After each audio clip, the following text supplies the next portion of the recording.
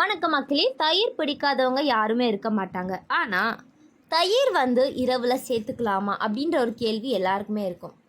இரவில் தயிர் சாப்பிடலாமா? உடலுக்கு ஏதாவது பக்க விளைவுகள் ஏற்படுமா? வாங்க தெரிஞ்சுப்போம். அதுக்கு முன்னாடி நம்மளுடைய சேனலை நீங்கள் இப்போ தான் ஃபஸ்ட் டைம் பார்க்குறீங்க அப்படின்னு சொன்னால் மறக்காமல் சப்ஸ்கிரைப் பண்ணிவிட்டு சைடில் இருக்கக்கூடிய பெல் பட்டனை கிளிக் பண்ணி ஆல் அப்படின்ற ஆப்ஷனை செட் பண்ணி வச்சுக்கிறீங்க அப்படின்னா நான் போடக்கூடிய தகவல்கள் அற்புதமான விஷயங்கள் உங்களுக்கு நோட்டிஃபிகேஷனோட அடிக்கடி வந்துடும். இப்போ நம்ம பதிவுக்குள்ளே போயிடலாம். ஸோ 3 வேளையும் தயிர் சாப்பிட்றோம் ஏதோ ஆவறதில்லை அப்படின்னு நிறைய பேர் சொல்லுவாங்க. ஆனால் ஒரு நேரம் சாப்பிட்டா கூட ஒரு சிலருக்கு ஒத்துக்காது. ஸோ இந்த தயிர் இரவில் சாப்பிடலாமா அப்படின்ற ஒரு கேள்வி தான் எல்லாருக்குமே இருக்கும். ஸோ தயிர் சாப்பிட்றதுனால நமக்கு நிறையவே நன்மைகள் இருக்குது. அதை ஃபஸ்ட்டு நம்ம மறந்துடவே கூடாது அப்படின்னு சொல்கிறாங்க.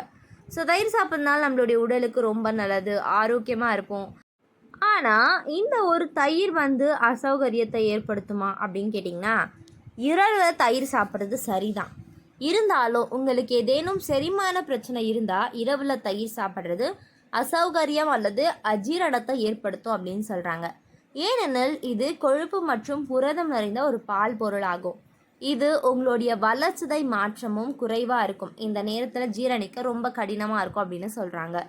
அது மட்டும் கிடையாது மக்களே. ஸோ ஆயுர்வேதத்தின் படி தயிர் உடலில் கபதோஷத்தை அதிகரிக்கும். இரவில் உடலில் இயற்கையாகவே கபம் அதிகமாக இருக்கும். இது மூக்கு பாதைகளில் அதிகப்படியான சளி வளர்ச்சிக்கு வழிவகுக்கும். இருப்பினும் இதன் தாக்கம் பார்த்திங்கன்னா நபருக்கு நபர் வேணால் மாறுபடலாம். ஸோ ஒருத்தருக்கு நல்லாவே இருக்கும், ஒரு சிலருக்கு ஒத்துக்காது, அந்த மாதிரி தானே.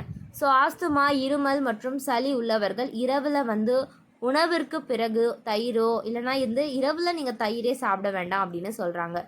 ஸோ இரவு உணவிற்கு தயிர் சாப்பிட்றதுக்கு பதிலாக காலையிலோ அல்லது மதிய உணவுகளின் போதோ நீங்கள் உணவை சாப்பிட்டுக்கலாம், அதாவது தயிரை சேர்த்து சாப்பிட்டுக்கலாம் அப்படின்னு சொல்கிறாங்க. ஸோ தயிர் சாப்பிட்றது உங்களுடைய செரிமானத்தை மேம்படுத்தவும், நோய் எதிர்ப்பு சக்தியை அதிகரிக்கவும், ஆரோக்கியமான குடல் ஆரோக்கியத்தை மேம்படுத்தவும் உதவுது. ஸோ தயிரில் கால்சியம் மற்றும் புரதம் அதிகமாக இருக்குது. இது எலும்பு ஆரோக்கியத்தை பார்த்திங்கன்னா தசை வளர்ச்சியையும் அதிகரிக்கும்.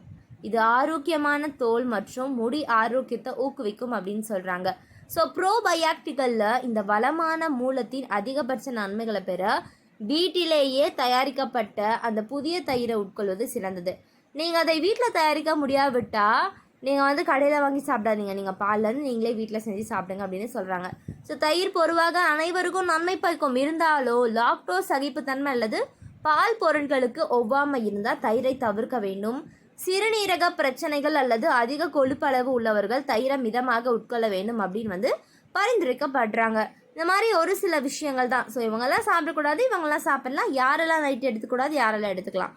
ஸோ எல்லாருக்குமே பொதுவான ஒரு விஷயம் அப்படின்றது இல்லைல்ல, ஒருத்தங்களுக்கு டிஃபர் ஆகும். அதனால இந்த சகிப்புத்தன்மை இல்லாதவங்க, அதுக்கப்புறம் ஏதாவது உடலில் பிரச்சனை இருக்கிறவங்கள மட்டும் இரவில் தயிர் சாப்பிடக்கூடாது அப்படின்னு சொல்கிறாங்க.